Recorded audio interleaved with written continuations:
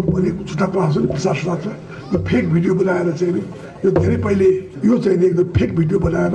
मेरो खिलाफमा चाहिँ नि एउटा चाहिँ तयारी किसिमको बनेको छ यसको सम्बन्धमा चाहिँ छिटै नै चाहिँ छानबिन होस्। साथीलाई एउटा कुरा के भन्न चाहन्छु भनेदेखिलाई यो फेक भिडियो छ जो अहिले चाहिँ नि रिपोर्ट आएको छ यो बाहिरबाट चाहिँ मेरो घरको बेटीको बनेको झुटा प्रशासन प्रचार लाग्छ यो फेक भिडियो बनाएर चाहिँ नि यो धेरै पहिले काम गर्ने के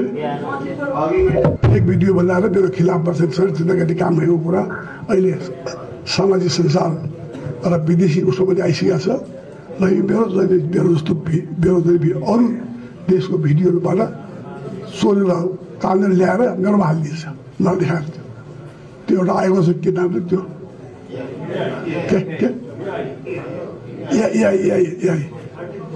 यिनीबाट हो त्यो आएको छ त्यो चाहिँ नि त्यस कारण चाहिँ यो चाहिँ कुरा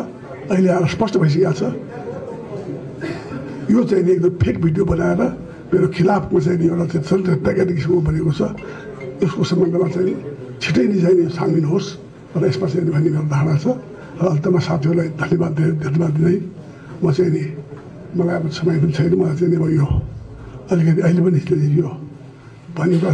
अलिकति चक्कर आउने किसिमको छ मेरो चाहिँ यो त्यसैले चाहिँ म चाहिँ धेरै बेर बस्नु सक्दिनँ माफ गर्नु बिदा छु।